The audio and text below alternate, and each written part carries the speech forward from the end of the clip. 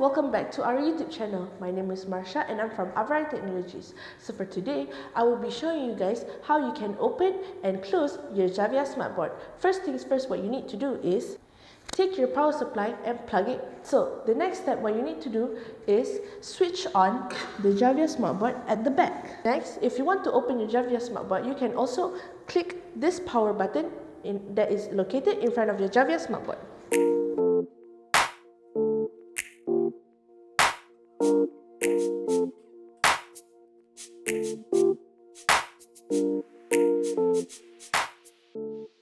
See? Very easy, right? Now, I'm going to show you guys how you can switch off your Javiya Smartboard. It's very easy. So, first things first, what you need to do is go to the toolbar and find the control panel, which is the fifth icon.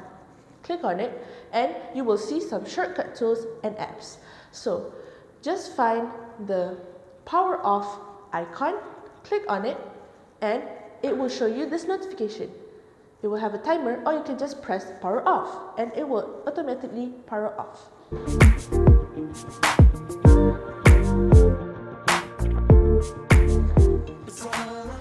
So that's it. You will also get some accessories with the Javiya Smartboard. Let me show you.